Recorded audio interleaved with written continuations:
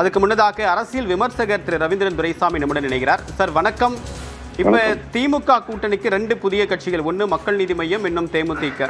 இந்த 2 கட்சிகள் வருகை தந்திருப்பது கூட்டணிக்குள்ள தொகுதி பங்கீட்ட என்ன மாதிரியான எப்படி இருக்கும், யாருக்கு சிக்கல்?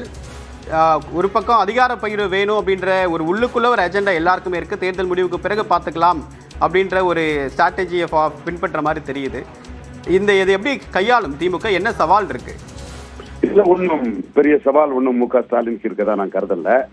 இதுவரை 3 முறை தன்னோட கூட்டணிய ரொம்ப திறம்பட என்டியூரன்ஸ் ஈஸியா வெர்ச்சுவல் பொலிட்டிக்ஸ் என்பதற்கேற்ப பொறுமையா இருந்து மிக சிறப்பா 2019, 21, 24 இந்த 3 தேர்தல்களிலும் கூட்டணி தொகுதி பங்கீட்ட ஸ்டாலின் மிக திறம்பட சிறப்பாகவே செய்திருக்கிறாரு. நீங்க ஒப்பிட்டு பாத்தீங்கன்னா கலைஞர் தொகுதி பங்கீடெல்லாம் வைகோ கூட மோதல், ராமதாஸ் கூட மோதல்னு 1000 மோதல்களை ஒவ்வொரு காலகட்டத்திலுமே கலைஞருக்கு இருந்திருக்குது. ஆனா ஸ்டாலின் கலைஞருடைய விஷயங்கள்ல இருந்து பாடத்தை படிச்சுக்கிட்டு நிதானமா அதை கையாண்டுட்டு இருக்கிறாரு. இந்த வகையில இன்னைக்கு காங்கிரஸ மிக நிதானமா கையாண்டாரு.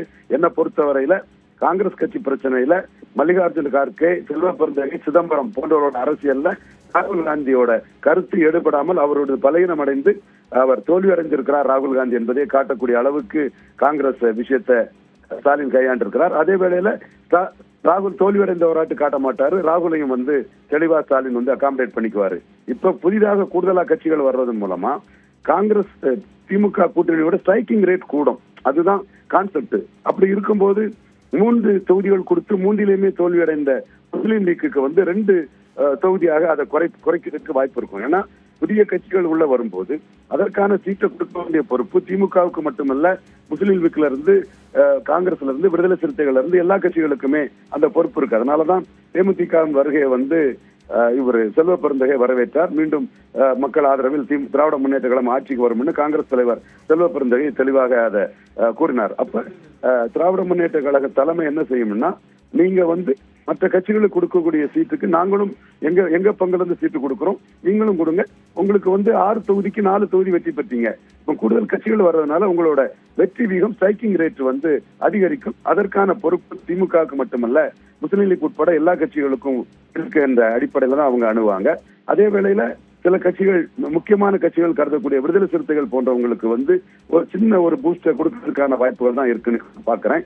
காங்கிரஸ் கட்சியை பொறுத்தவரையிலையும் அவங்களுக்கும் அதிகார அரசியல்ல ராகுல் காந்தி ஒரு தேவையில்லாம ஒரு பிளே பண்ணி மிக மோசமா ஸ்டாலின் கிட்ட ராகுல் காந்தி தோத்தாலும் கூட இது ஸ்டாலினுக்கு போட்டி ராகுல் காந்தி கூட இல்லை என்ற அடிப்படையில அவங்களையும் ஒரு நல்ல விதமா அவங்க மனம் கோணாத வகையில தான் ஸ்டாலின் ட்ரீட் பண்ணுவாரு.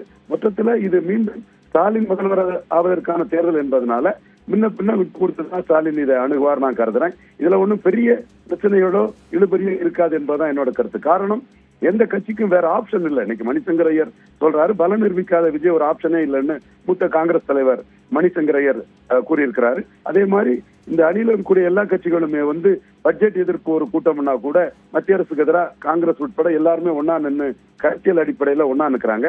சோ சீட் ஷேரிங்கும் பெரிய பிரச்சனைகள் எதுவும் இல்லாத அளவுக்கு ஸ்மூத்தாக முடியும்னு நான் கருதுறேன்.